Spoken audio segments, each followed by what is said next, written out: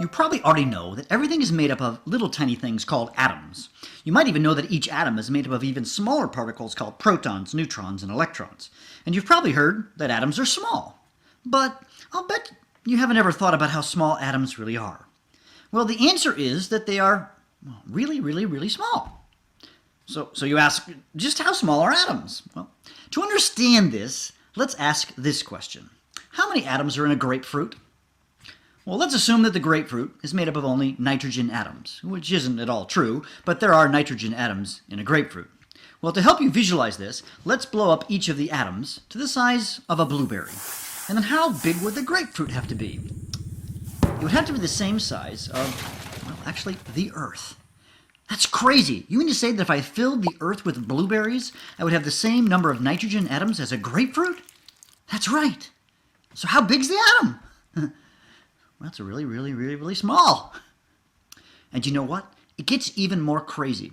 Let's now look inside of each atom. That's the blueberry, right? What do you see there? In the center of the atom is something called the nucleus, which contains protons and neutrons. And on the outside, you'd see electrons. So how big is the nucleus? Well, if atoms are like blueberries in the Earth, how big would the nucleus be? You might remember the old pictures of the atom from your science class where you saw this tiny dot on the page with an arrow pointing to the nucleus. Well, those pictures, well, they're not drawn to scale, so they're kind of wrong. So how big is the nucleus? So if you popped open the blueberry and were searching for the nucleus, you know what? It would be invisible. It's too small to see. Okay, let's blow up the atom, the blueberry, to the size of a house.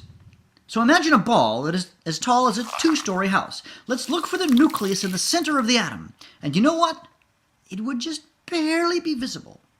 So to get our minds wrapped around how big the nucleus is, we need to blow up the blueberry up to the size of a football stadium. So imagine a ball the size of a football stadium, and right smack dab in the center of the atom, you would find the nucleus. And you could see it. And it would be the size of a small marble. And there's more. If I haven't blown your mind by now, let's consider the atom some more.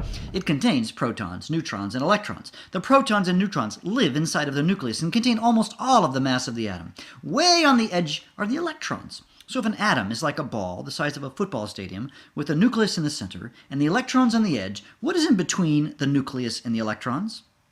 Surprisingly, the answer is empty space.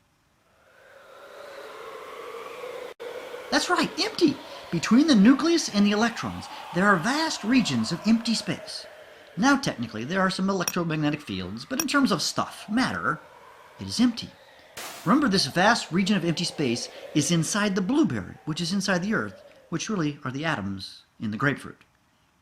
Okay, one more thing, if I can even get more bizarre.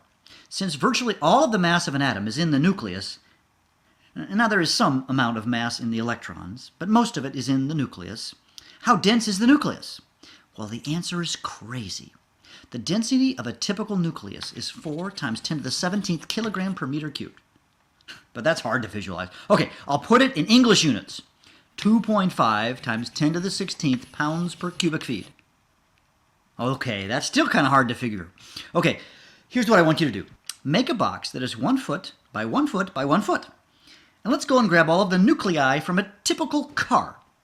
Now, cars on average weigh 2 tons.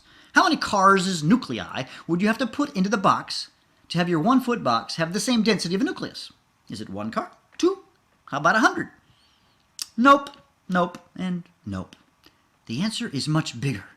It is 6.2 billion. That is almost equal to the number of people in the Earth. So if everyone on the Earth owned their own car, and they don't, and we put all of those cars into your box, that would be about the density of a nucleus. So I'm saying that if you took every car in the world and put it in your 1 foot box, it would have the density of 1 nucleus. Okay, let's review. The atom is really, really, really small. Think atoms in a grapefruit, like blueberries in the Earth. The nucleus is crazy small. Now look inside the blueberry and blow it up to the size of a football stadium, and now the nucleus is a marble in the middle. The atom is made up of vast regions of empty space. That's weird. The nucleus has a crazy high density. Think of putting all those cars in your 1 foot box. I think I'm tired.